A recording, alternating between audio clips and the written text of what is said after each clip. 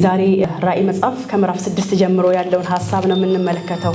የራእይ መጽሐፍ ከምዕራፍ 6 ጀምሮ ያለው የሰባቱን ዓመት ጅማሬና እጅግ በጣም ታላቅ የተባለውን የመከራ ዘመን መጀመርን የሚያሳየን ክፍል ነው ማለት ነው። ይህ ክፍል ምዕራፍ 5 ላይ ማተቡን የፈታ ይላል። ኢየሱስ ክርስቶስ ማተቡን ሊፈታ ዘንድ ሊቻለው አንድም ሰው ባልነበረበት ጊዜ ባላየ ጊዜ ሐዋርያው ዮሐንስ እጅግ ማለቀስኩ አለው። ከሽማግሌዎች ውስጥ ግን አንዱ አታልቅስ፣ የታረደው በግ ማተቡን ይፈታ ዘንድ ይገባዋልና አለኝ አለና ማተቡን ይፈታ ዘንድ ማን ቻለ? ኢየሱስ ክርስቶስ ማተቡን መፍታት ችሏል ማለት ነው። ይሄ ማተብ የፍርድ ማተብ ነው ብለናል። እነዚህ ማተቦች የፍርድ ማተቦች ናቸው። ምድር ላይ የመጨረሻው ፍጻሜ በእግዚአብሔር አጀንዳ፣ በእግዚአብሔር እቅድ፣ በእግዚአብሔር ራእይ ላይ የተነሳውን የእግዚአብሔር ዓላማ እንዳይፈጸም የሚከለክለውን እግዚአብሔር እንዳሰበው ለምድርም ለሰው ልጆችም ሁሉ እንዳይሆን ከልክሎ የነበረውን የእግዚአብሔር ጠላት፣ የኛም ጠላት፣ የሰው ልጆች ሁሉ ጠላት፣ የኛ ጠላት የእግዚአብሔርም ጠላት ነው። የእግዚአብሔር ጠላት የሰው ልጆች ሁሉ ጠላት የነበረው የመጨረሻው ጥፋት ፍርድ ሊፈጸምበት እንቅስቃሴ የሚጀምርበት ጊዜ ነው ማለት ነው። እና ይሄ ክፍል በሁለት መልኩ ይከፈላል። 7 ዓመት ነው፣ አንድ ሱባኤ ነው። 7 ዓመት ነው፣ 3 ዓመት ተኩል 3 ዓመት ተኩል ይሆናል ማለት ነው። ማቴዎስ 24 ላይ እንደዚህ ይላል። ኢየሱስም ከመቅደስ ወጥቶ ሄደ፣ ደቀ መዛሙርቱም የመቅደሱን ግንቦች ሊያሳዩት ቀረቡ። እርሱ ግን መልሶ ይህን ሁሉ ታያላችሁን? እውነት እላችኋለሁ ድንጋይ በድንጋይ ላይ ሳይፈርስ በዚህ አይቀርም አላቸው ይላል። ይሄኛው ኢሚዲየትሊ በ70ኛው ዓመተ ምህረት ላይ ፍጻሜ ያገኘ ነው እና ጥፋት እንደሚመጣ ነው ኢየሱስ ክርስቶስ በትንቢት መልኩ እየተናገራቸው ያለው። እርሱ ከሄደ በኋላ እርሱ ላይ ከሚያደርሱት ደሙ በእኛና በልጆቻችን ላይ ይሁን ስላሉ ከዛ የተነሳ የሚመጣ ጥፋት አለ። መቅደሱ ይፈርሳል እና አንድም ድንጋይ በአንድ ድንጋይ ላይ ተደራርቦ እስከማይቀመጥ ድረስ ነው ጥፋት የሚመጣው እና ይሄን ሲናገር በ70ኛው ዓመተ ምህረት ላይ ተፈጽሟል። እግዚአብሔር በዚህ ጊዜ ኢየሩሳሌም ውስጥ የነበሩ ብዙ ቅዱሳኖች ነበሩ። እነርሱን ግን ሪዲም አድርጓቸዋል ማለት ነው። ምን ይሆናል? አንድ ቲቶ የሚባል ንጉስ ነው በዚህ ጊዜ ቤተክርስቲያን ላይ ኢየሩሳሌም ላይ ስደትን ያፈራረሰውና ይሄ ሰውዬ የሚችለውን አቅም ሁሉ ሞክሮ ቤተ መቅደሱን ለማትረፍ ጥሯል። ቤተ መቅደሱን እንዲፈርስ በፍጹም አይፈልግም ነበር አሉ። ይሄ ሊዋጋ የመጣው ማለት ነው እና ውጪ ላይ ከሩቅ ሆኖ ኢየሩሳሌምን ከቦ ህዝቡ እጁን እንዲሰጥ ብዙ ለመነ፣ አስለመነ፣ ሰው ላከ። ሰዎቹ በፍቃደኝነታቸው እጅ እንዲሰጡ ያ የደረሰባቸው መከራ በዛ ሌቭል እንዳይደርስ ንጉሱ ብዙ ጥሯል። እነሱ ሊወጋ የመጣው ማለት ነው። እስራኤላውያን በዛ በኢየሩሳሌም ውስጥ የነበሩት ግን እጅግ በጣም አመፀኛ ሆኑ እና በጣም ጊዜ ሰጣቸው። በምን አይነት መልኩ እንደሆነ በማይታወቅ ይላል ሂስትሪ ሲናገር ማለት ነው። በምን አይነት መልኩ እንደሆነ በማይታወቅ መልኩ ወደ ኋላ ተመለሰ። ይሄ ኢየሩሳሌምን ሊወጋ የመጣው ንጉስ ማለት ነው። በዚያ ሞመንት ክርስቲያኖች ሁሉ ኢየሩሳሌምን ለቀው ወጡ እና ሰውየው ለምን እንደተመለሰ አያውቅም። ንጉሱ ወደ ኋላ ተመለሰ። ክርስቲያኖች ሁሉ ከኢየሩሳሌም ወጡ እና በዚህ በ70ኛው ዓመት ጥፋት ላይ አንድም ክርስቲያን በኢየሩሳሌም መፍረስ፣ በመቅደሱ መፍረስ ላይ አንድም ክርስቲያን አብሮ አልሞተም።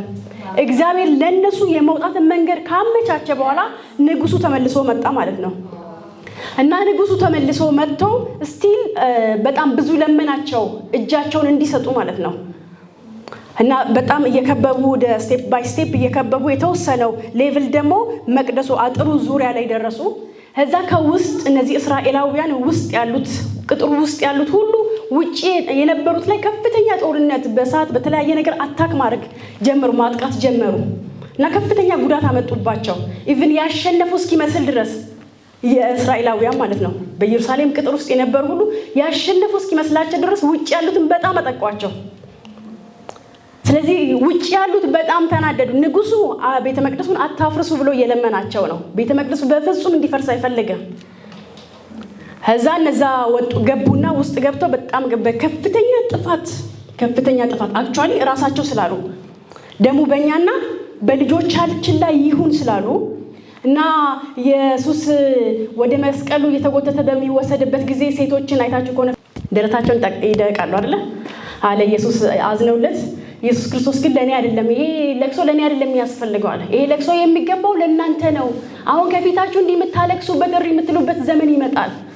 ለኔ አይደለም ይሄን የምታዝኑት፣ ደሙ በእኛ ላይ ይሁን ስላል እጅግ በጣም ሰቅጣጭ የሆነ መከራ በእነሱ ላይ ይመጣል። ከዛ ምን አይነት ወሬ ነበረ ተብሎ ይባላል። ንጉሱ ሰለሞን እጅግ በጣም በወርቅ አይደለም መቅደሱን የሰራው።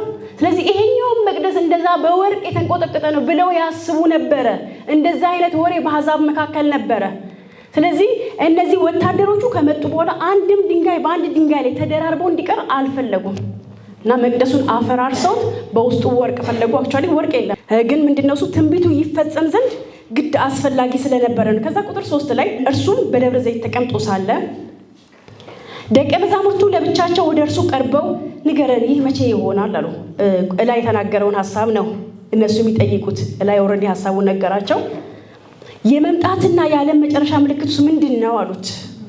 ከዛ እሱ አሻግሮ ማለት ነው ያ እላይ ቁጥር 1 እና 2 ላይ የምናየው በ70 ዓመተ ምህረት የተፈጸመውን ነው። ከዛ እሱ መቼ ነው ይሄ የሚሆነው ሲሉ እሱን ተወውና ማለት ነው እሱን እንዴት እነሱን ሊያድን እንዳለ ኢየሱስ ያውቀዋል። መንገድን አዘጋጅቶላቸዋል። ንጉሱን የጠላትን ጦር ወደ ኋላ ይመልስና ክርስቲያኖችን ያስወጣል። ስለዚህ ለሱ ችግር የለውም። ነገር ግን ከዛ በኋላ የሚመጣ በዓለም ሁሉ ላይ የሚመጣ ደግሞ ሌላ ጥፋት አለ። ከዛ ኢየሱስ ስለሱ አወራቸው ማለት ነው። ይህ መቼ ይሆናል? የመምጣትና የዓለም መጨረሻስ ምልክቱስ ምንድነው አሉት። ከዛ ኢየሱስ መልሶ እንዲህ አላቸው፣ ማንም እንዳያስታችሁ ተጠንቀቁ። በመጨረሻው ላይ በዛ በ7ቱ ዓመት ላይ እጅግ በጣም ማሳት ይበዛል ማለት ነው። ለምን አሁን ብዙ ጊዜ ሐሰተኛ ነው ሐሰተኛ ክርስቶስ ምናምን እየተባለ በጣም ይወራል። አብዛኛው ሰውን ለማጠልሸት አገልጋዮችን ሰው በንጹህ ልብ እንዳይሰማ እከሌ ሐሰተኛ ነው እከሌ ሊሳሳት ይችላል። ስህተት መስራት እና ሐሰተኛ መሆን ይለያያል። ባይዘው ማንም አገልጋይ ሊሳሳት ይችላል፣ ሊደክም ይችላል በተለያየ ነገር። ሐሰተኛ ነው ወይ አይደለም እውነታው ማለት ነው። ሐሰተኛ ማለት እኔ ክርስቶስ ነኝ ብሎ የሚመጣ ነው። ኦፍ ኮርስ በዘመናት መካከል ተነስቷል። ያ መጨረሻ ላይ ግን በዛ በ7ቱ ዓመት እኔ ነኝ የሚል በጣም ብዙ ይነሳል ማለት ነው። ሪል እኔ ክርስቶስ ነኝ የሚል ይመጣል። ለምን ዓለም በጣም የተዋዠቀበት ጊዜ ስለሊሆን ብዙዎች ይላል እኔ ክርስቶስ ነኝ እያሉ በስሜ ይመጣልና መቼ በዛ በመጨረሻው ዘመን ላይ እኔ ክርስቶስ ነኝ እያሉ ይመጣሉ። ስለዚህ አንዱ ነው ሐሰተኛ ክርስቶስ ሆኖ በደንብ ማኒፌስት የሚያደርገው ዓለምን ኮንትሮል የሚያደርገው የሚገዛው ዓላማው ምንድነው? ጠቅልሎ መግዛት አይደለ? ሰይጣን እኮ ልክ የእግዚአብሔርን አጀንዳ ነው ኮፒ እያደረገ የሚጠቀመው። የእግዚአብሔር አጀንዳ ምንድነው? እሱ ዓለምን ጠቅልሎ በክርስቶስ አገዛዝ ስር ማድረግ፣ ተጠቅልሎ በክርስቶስ አገዛዝ ስር ማድረግ። ስለዚህ ይሄንን የእግዚአብሔርን አጀንዳ ያውቀዋል ክፉ። ስለዚህ ምን ያደርጋል? ቀድሞ ይመጣና እኔ ነኝ ዓለምን ጠቅልዬ መገዛው ይላል ማለት ነው። ይሄኛው የማን አጀንዳ ነው? የእግዚአብሔር ሐሳብ ሁሉን ጠቅልሎ ስለሚገዛ እና ከዛ ምን ይሆናል? በዚህ በ7ቱ ዓመት ላይ የሚሰማበት የጦርን ወሬ ትሰሙ ዘንድ አላችሁ፣ ይህ ሊሆን ግድ ነው፣ ተጠንቀቁ ይላል። ተጠበቁ፣ አትደንግጡ፣ ዳሩ ግን መጨረሻው ገና ነው። ሕዝብ በሕዝብ ላይ መንግስትም በመንግስት ላይ ይነሳልና። ቁጥር 8 ላይ እንደዚህ ይላል፣ እነዚህ ሁሉ የምጣር መጀመሪያ ናቸው ይላል። በዚያ ጊዜ ለመከራ አሳልፈው ይሰጧቸዋል፣ ሊገድሏቸዋል፣ ስለ ስሜም በአሕዛብ ሁሉ የተጠላችሁ ትሆናላችሁ ይልና ስለ እስራኤል ነው የሚያወራው ይህ ክፍል ማለት ነው። እስራኤል ስለ ስሙ ስለማን? ስለ መሲሁ ስለ ክርስቶስ የተጠሉ ይሆናሉ በሕዝብ ሁሉ ዘንድ በአሕዛብ ሁሉ ዘንድ። በዚያን ጊዜ ብዙዎች ይሰናከላሉ፣ እርስ በርሳቸው አሳልፈው ይሰጣጣሉ፣ እርስ በርሳቸውም ይጣላሉ። ብዙ ሐሰተኞች ነቢያትም ይነሳሉ፣ ብዙዎችንም ያስታሉ። ከአመፃም ብዛት የተነሳ የብዙ ሰዎች ፍቅር ትቀዘቅዛለች። እስከ መጨረሻ የሚጸና ግን እርሱ ይድናል። ለአሕዛብም ሁሉ ምስክር እንዲሆን ይህ የመንግስት ወንጌል በዓለም ሁሉ ይሰበካል። መቼ? በዛ በ7ቱ ዓመት ውስጥ። ሌላ ምን ይሆናል? የመንግስቱ ወንጌል ይሰበካል።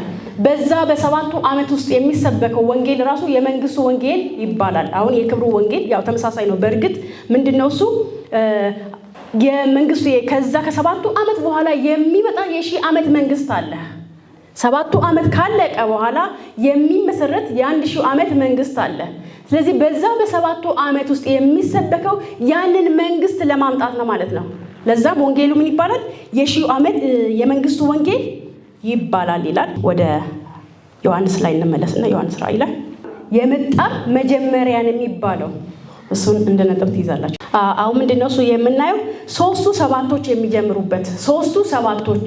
የመጀመሪያው 7 ማህተብ ነው። የመጀመሪያው 7 ማህተቦች ናቸው። 7 ማህተቦች ናቸው። እነዚህ እያንዳንዳቸው ማህተቦች ሌቭል አላቸው።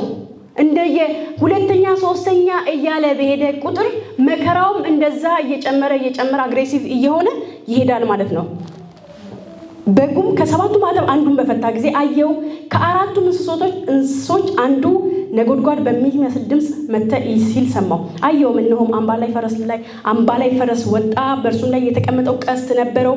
ይሄ አምባ ላይ ፈረስ የሚባለው ነጭ ፈረስ ነው እና አክሊልም ተሰጠው፣ ድልም እየነሳ ወጣ፣ ድል ለመንሳት ይላል። ይሄኛው ኢየሱስ ክርስቶስ ነው ወይ ይላሉ። ነው ኢየሱስ ክርስቶስ እዚህ ጋር አይመጣም ማለት ነው። ይሄኛው ምን ተሰጠው? ቀስት ተሰጠው ይላል። ያለቀ ጦርነት፣ ፍጻሜ ያገኘን ጦርነት ነው ሊዋጋ የሚመጣው እና ምን ይላል? አክሊል ተሰጠው። አክሊል ከምን በኋላ ነው? ከድል በኋላ አይደለ? ተዋግታችሁ ድል ከነሳችሁ በኋላ ምን ይሰጣል? አክሊል ይሰጣቸዋል። ይሄኛው ግን ከላይ ሲመጣ ራሱ ምን አድርጎ ነው የመጣው? አንደኛ ነጭ ፈረስ ላይ ነው፣ የአሸናፊነትን የሚያሳየው ነው። ከዛ ደግሞ አክሊል ተሰጠው ይላል። አክሊልም አድርጓል። ከዛ ድል እየነሳ ወጣ። ምን ለማድረግ? ድል ለመንሳት። ድል እየነሳ ወጣ። ኦልሬዲ ድል የተነሳን ነገር ሊዋጋ የወጣ መልአክ ነው ይሄኛው መልአክ ማለት ነው። እና ከላይ ከሰማይ ነው የሚመጣው። ከቅዱሳን መላእክቶች ውስጥ አንዱ ናቸው። ይሄኛው መልአክ ይወጣል። ሁለተኛውም ማህተብ በተፈታ ጊዜ ሁለተኛውን እንስሳ መጥተ ኢት ሲል ሰማው። ከዛ ሁለተኛው ማህተብ ሲፈታ የወጣው ዳማ ፈረስ፣ በእንግሊዝኛ ሬድ ሆርስ ይለዋል፣ ቀይ እና ፈረሶቹ መልካቸው ሳይቀር ከሚመጣው ከነርሱ በኋላ የሚመጣውን ጥፋት ያመላክታሉ። ነጩ ፈረስ ምንን ያሳየው? አክሊል አድርጓል። ማሸነፍን ያሳየው፣ ድል መንሳትን ያለው ከሱ ጋር። ከዛ ቀጥሎ የሚመጣው ፈረስ ዳማ ፈረስ ነው፣ ሬድ ሆርስ እና ቀይ ነገር ከሞት ጋር ይገናኛል ማለት ነው። ደም መፍሰስ ጋር ይገናኛል። በእርሱም ላይ ለተቀመጠው ሰላምን ከምድር ይወስድ ዘንድ ሰዎችን እርስ በርሳቸው እንዲተራረዱ ስልጣንን ሰጠ። ስለዚህ ሰላም ይወሰዳል ማለት ነው። ከዛ ሰዎች እርስ በርሳቸውን የሚገዳደሉት ምክንያቱን አያውቁትም፣ ይገዳደላሉ። ሰዎች ይገዳደላሉ፣ ምድር ላይ ያሉ ሰዎች ይገዳደላሉ። ከዛ ለምን እንደሚገዳደሉ እንኳን ሰዎች አይገባቸውም። ለምን? አይኖቻቸው ስላልተከፈተላቸው ማለት ነው። ነገር ግን የወጣ ነገር አለ፣ ከእግዚአብሔር ዘንድ የወጣ ትእዛዝ አለ። ምን አይነት መልአክ ወጥቷል? ቀይ ፈረስ ላይ ተቀመጠ መልአክ ወጥቷል። ብዙ ጊዜ በምድር ላይ የሚሆነው ነገር አይኖቻችን ተከፍተው ካላየን ናቹራል ይመስለናል፣ ግን ከበስተጀርባው የሆነ ነገር አለ ማለት ነው። በዚህ ጊዜ እግዚአብሔር አላው አያረግም፣ የእግዚአብሔር ፍቃድ አይደለም። እግዚአብሔር እንደዛ አያረግም። ደምን የማፋሰስ መልአኩን ልኮ ምድር ላይ እንደዛ እንዲፈጸም አያረግም። እነዚህ ግን ቅዱሳን መላእክቶች ከእግዚአብሔር ዘንድ እግዚአብሔርን የሚያገለግሉ መላእክቶች ናቸው የሚወጡት በዚህ በሰባቱ ዓመት ላይ ከእግዚአብሔር ዘንድ የተላኩ መላእክቶች ፈረስ ላይ ቁጭ ብሎ ቀይ ፈረስ ላይ። ከዛ ምን እንዲሆን? ሰዎች እርስ በርስ እንዲጣሉ እንዲጋደሉ። ለምን? የመጨረሻው ጊዜ ስለሆነ፣ ፍጻሜ ስለሆነ። ይሄ ሊቀለበስ የማይችል ፍርድ ነው። ባይዘወይ የሰባቱ ዓመት ፍርድ በብዙ ጸሎት በብዙም አይቀለበስም። ኦልሬዲ ትእዛዝ ነው። እግዚአብሔር ታግሶ ለቁጣ የዘገየ ይለዋል አይደል? እግዚአብሔርን የእግዚአብሔርን ማንነት ካየነው ለቁጣ የዘገየ አምላክ ነው እንጂ ለቁጣ የፈጠነ አምላክ አይደለም። ኢቭን እኛን እንኳን ሲናገር ለቁጣ የዘገያችሁ ሁኑ ነው የሚለን። እኛን እንኳን እግዚአብሔር ሲመክረን ማለት ነው። ሱማ በደንብ ለቁጣ ይዘገያል። ዘግይቶ ሰዎቹ ጽዋቸው ሲደርስ እስቲል እድል አላቸው።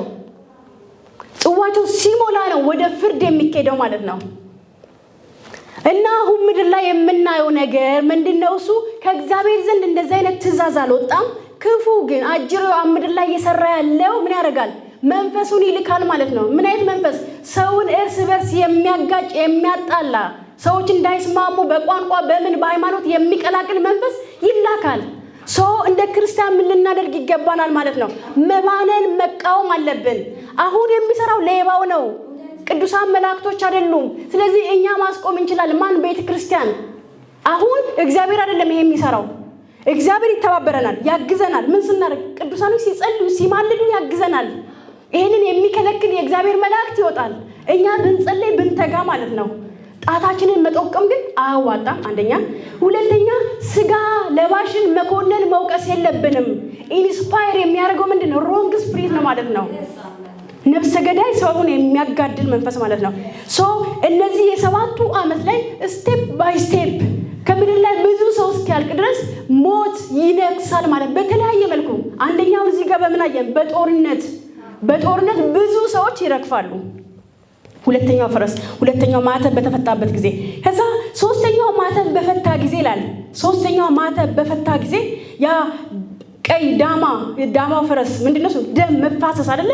መፋሰስ እንደሚያሳየው በሶስተኛው እንስሳ መተ ሲል ሰማው። አየውም እነሆ ጉራቻ ፈረስ ወጣ፣ ጥቁር ፈረስ ማለት ነው። ጉራቻ ፈረስ ወጣ፣ በእርሱም ላይ ተቀምጦ በእጁ ሚዛን ያዘ። ይሄ ጥቁር ነገር ደግሞ የምን ምሳሌ ነው? የሞት ምሳሌ ነው። ቀይ የደም መፍሰስ ነው። ያኛው ደግሞ የሞት ምሳሌ ነው ማለት ነው። በአራቱ ይሄ በምን አይነት መልኩ ነው ሞት የሚሆነው ካልን ቁጥር 6 ላይ ያለውን እናገኛለን።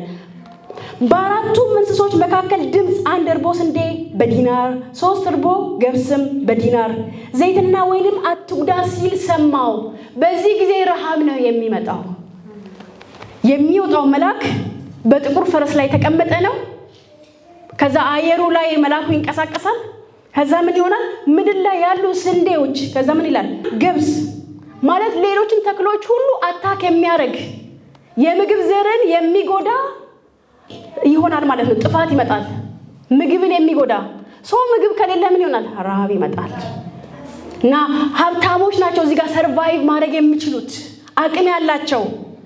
አቅም ያላቸው አፎርድ ማድረግ የሚችሉ ሰዎች ሰርቫይቭ ያደርጋሉ። አብዛኛው ማጆሪቲውስ በረሃብ ያልቃል፣ ሞት ይሆናል።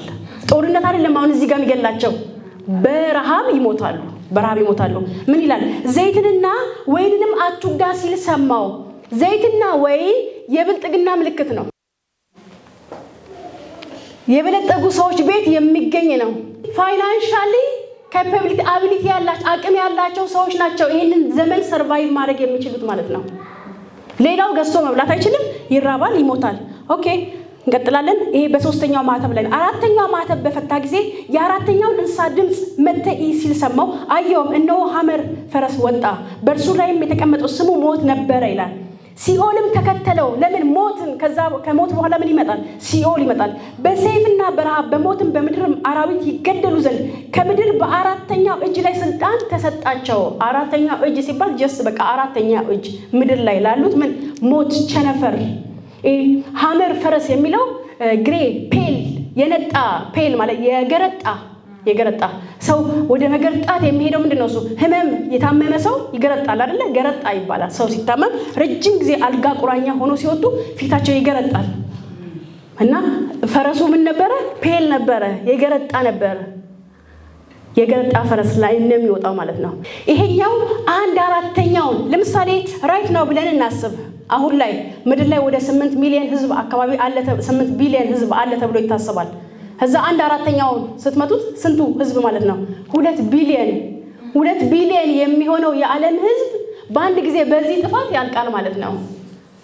2 ቢሊዮን አሁን 100,000 ምናምን ህዝብ በጣም ድንቅ ነው አይደል? 2 ቢሊዮን የሚሆነው ህዝብ በዚህኛው በአራተኛው ደረጃ ላይ ያልቃል ማለት ነው። ይሄኛው ስቲል የምጥ መጀመሪያ ነው ይለዋል። የ3 ዓመት ተኩል ልክ ሲጀምር 7ኛው ዓመት የ3 ዓመት ተኩል የመጀመሪያው ይሄማ ምቹ ነው የሚባለው ዘመን ላይ የሚሆነውን ጥፋት ነው የሚያሳየን ማለት ነው። 5ኛው ማተብ በፈታ ጊዜ ስለ እግዚአብሔር ቃልና ስለ ጠበቁት ምስክር የታረዱትን የሰዎች ነፍሳት ከመሰዊያ በታች አየው። በዚህ ዘመን ውስጥ በምድር ላይ ያሉት ላይ ከፍተኛ ጥፋት ይመጣል እና አይሁዶች ላይ ስደት ይጀምራል። ኢየሱስ ክርስቶስ ጌታ እንደሆነ የሚያምኑ አሉ። እነዚህ ባክስላይዶች ይባላል። አይሁዶችም እንደዛው ይባንናሉ፣ ይገባቸዋል። ከዛ በእነሱ ላይ የሚመጣ ስደት አለ። እርስ በርስ ጦርነት ይደረጋል እና በዚህ መካከል የሚሞቱ የተገደሉ ሰዎች አሉ። እና ይሻላል ኢትስ ጉድ ማለት በዛ ጊዜ ያለመገኘት ነው። ግን በዛ ጊዜ ከተገኙ ደግሞ ስለ ስሙ መሞት ይሻላቸዋል ማለት ነው። ቀጥሎ የሚመጣው ጥፋት እጅግ በጣም ከፍተኛ ስለሚሆን ማለት ነው። 5ኛው ማተብ በተፈታ ጊዜ ስለ እግዚአብሔር ቃልና ስለ ጠበቁት ምስክር የታረዱትን የሰዎች ነፍሳት ከመሰዊያው በታች። የት ነው መሰዊያው? ሰማይ፣ እግዚአብሔር ዙፋን፣ የክርስቶስ ዙፋን ስር አየው። ነፍሳቸው ወደዛ አድርጋለች። ሰዎቹ ምድር ላይ በመከራ ምጥ ተገለዋል፣ ነፍሳቸው ግን ገብታለች። ቤተር ማች ሞር ቤተር። በታላቅ ድምፅም እየጮሁ ቅዱስና እውነተኛ ጌታ ሆይ እስከ መቼ ድረስ አትፈርድም? ደማችንስ በምድር በሚኖሩት ላይ እስከ መቼ አትበቀልም? ይላሉ። ልክ የአቤል ደም ይጮሃል አይደለ? የአቤል ደም ከምድር ሆኖ እንደጮኸ እነዚህ ደግሞ በመሰዊያ ስር ሆነው ወደ ጌታ ፍረድልን፣ በግፍ ነው የተገደልነው፣ አገዳደላችን አንፌር ይሉታል። ከዛ ጌታ ለእያንዳንዳቸው ነጭ ልብስ ሰጣቸው፣ መጽናኛ ማለት ነው። ራቸስነስ የክርስቶስን ጽድቅ ሰጣቸው። እዛ ሰማይ ሄደው እያጽናናቸዋል፣ ያለብሳል። እንደነርሱም ደግሞ ይገደሉ ዘንድ ያላቸው ገና ወደፊት ምድር ላይ ብዙዎች አሉ፣ ይገደሉ ዘንድ የሚገባቸው እንደነዚህ ሰዎች። ስለማን? ስለ ስሙ ስለ ክርስቶስ ስም መገደል ያለባቸው ሰዎች አሉ። ይገደሉ ዘንድ አላቸው። የባሪያዎች የባልንጀሮቻቸውንም የወንድሞቻቸውን ቁጥር እስኪፈጸም ድረስ ገና ጥቂት ዘመን እንዲያርፉ ተባለላቸው። ያ ጥቂት ዘመን ወደ 7 ዓመት አካባቢ ሜቢ እንግዲህ እዚህ 1 ዓመት ቀንሷል ብንል 6 ዓመት አካባቢ ይጠብቃቸዋል። ከዛ 6ኛውንም ማተብ በፈታ ጊዜ አየው፣ ታላቅም የምድር መናወጥ ሆነ ይላል። ታላቅም የምድር መናወጥ ሆነ። ፀሐይ አሁን ኔቸር ተፈጥሮ ላይ መጣ ማለት ነው። 6ኛው ማተብ ተፈጥሮን ነው አታክ የሚያደርገው። እስካሁን ተፈጥሮን አልነካም ማለት ይሄ ፀሐዩን፣ ጨረቃውን፣ ኮከቡን አልነካም። እንደ ማቅ ጠጉር ጥቁር ሆነ፣ ጨረቃን በሞላው እንደ ደም ሆነ፣ በለስም በብርቱ ነፋስ እያለ ይናገራል። ቁጥር 14 ላይ ሰማይም እንደ መጽሐፍ ተጠቅልሎ አለፈ፣ ተራሮችም ደሴቶችም ሁሉ ከስፍራቸው ተወሰዱልና። ቁጥር 15 ላይ የምድርም ነገስታትና መኳንንት፣ ሻለቃዎች፣ ባለጠጎች፣ ኃይለኞች፣ ባሪያዎች፣ ጌቶችም ሁሉ በዋሾችና በተራሮችም አለቶች ተሰወሩ። አሁን ጦርነት አይደለም፣ ረሃብ አይደለም፣ በሽታ አይደለም፣ ምናምን ነገር። አሁን ራሱ ምድር የቆሙባት ምድር ምን ማድረግ ጀመረች? መናወጥ ጀመረች። ከዛ መዝሙር ላይ እንደዚህ ይላል፣ ተራሮች ወደ ባህር ልብ እንኳን ቢወርድ አትፍራ ይላል። እና ለእስራኤላውያን ለእግዚአብሔር ለሆኑ ሰዎች ተራሮች ወደ ባህር ልብ ቢወሰድ እንኳን አንፈራም። ኢየሱስ ክርስቶስ ጌታ ነው። ስጋችንን ሊጎዳ ይችላል እነዚህ የሚመጣው ነገር፣ ግን ነፍሳችንን መጉዳት አይችልም ማለት ነው። ለሌሎቹ ግን በጣም ይፈራሉ፣ ይሰጋሉ፣ መግቢያ ያጣሉ። እግዚአብሔር በመካከሏ ነውና ይላል። እግዚአብሔር በመካከሏ ነውና። አሁን ወደ 6 ማተቦች አልፏል። 7 የመጀመሪያው ከ3ቱ 7ቱ የመጀመሪያው ምንድነው? ማተብ ብለናል። እና አሁን 6ቱ ማተቦች ተፈቷል። 7ኛው ማተብ ሲፈታ ትራንዚሽን ነው የሚሆነው። ልክ 7ኛው ማተብ ሲፈታ ከዛ መለከት ወደ መነፋት ትራንዚት ያደርጋል ማለት የመተላለፊያ ጊዜ ነው። ከዛ በፊት ግን እነዚህ 140 ሺዎች መታተም አለባቸው ይላል። አሁን መለከቱ መነፋት ከመጀመሩ በፊት መለከቱ ሲነፋ አሁን ያየናቸው ማተቡ ሲፈታ ያየነው መከራ አለ። ከዚህ በላይ ስለሚከር መከራው ስለሚብስ ማለት ነው። አስቀድሞ ግን 144 ሺው ላይ ምን መደረግ ማተብ መደረግ አለበት።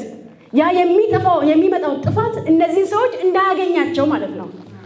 እንደዚህ ይላል ምዕራፍ 7 ላይ ከዚህም በኋላ በአራቱ በምድር ማዕዘን ቆመው 4 መላእክት ታየው። እነርሱም ነፋስ በምድር ቢሆን በባህር ወይም በማንም ዛፍ ላይ እንዳይነፍስ 4ቱን የምድር ነፋሳት ያዙ። የሕያው አምላክ ማተብ ያለው ሌላ መልአክ ከፀሐይ መውጫ ሲወጣ አየው ይላል። 4ቱ መላእክቶች ወጡና ምን አደረጉ? ንፋሱን ወጥረው ያዙት ማለት ነው። ንፋስ መያዝ ይችላል ማለት ነው። እኛ ሰዎች ነን እንጂ መያዝ ማንችለው። የእግዚአብሔር መላእክቶች ንፋስን መያዝ ይችላሉ፣ አስረው መያዝ ይችላሉ። እኛ ደግሞ ንፋስን ምን ማድረግ እንችላለን? ማዘዝ እንችላለን። ኢየሱስ ክርስቶስ ጌታ ነው። ንፋሳትን አዘን በረከቶቻችንን መጥራት እንችላለን። የደቡብ ንፋስ ወይ ንፋስ ስትል በረከትን ትጠራለህ ምናምን። የሰሜንን ንፋስ ስታዝ ደግሞ በጠላት ላይ ትፈርዳለህ፣ ፍርድን ታውጣለህ። 7:2 ላይ የሕያው አምላክ ማተብ ያለው ሌላ መልአክ ከፀሐይ መውጫ ሲወጣ አየሁ። ምድርና ባህርን ሊጎዱ ለተሰጣቸው ባህርን ሊጎዱ ለተሰጣቸው ለ4ቱ መልአክ የአምላካችንን ባሪያዎች ግንባራቸውን እስክናትምባቸው። አሁን እነዛ ምድርን ባህርን ሊጎዱ የሚወጡ መላእክቶች አሉ። መለከቱ ሲነፋ እያንዳንዱ መልአክ እንደ ስራው ይወጣል ማለት ነው፣ ምድርና ባህርን ሊጎዱ። ነገር ግን ለመላእክቶቹ ይነግሯቸዋል፣ መጀመሪያ እኛ በእግዚአብሔር አገልጋዮች ላይ ምን ማድረግ አለብን? ማተቡን ልናትምባቸው ይገባናል። የአምላካችንን ባሪያዎች ግንባራቸውን እስክናትማቸው ድረስ ምድርን ቢሆን ወይም ባህርን ወይም ዛፎችን አትጉዱ አሏቸው።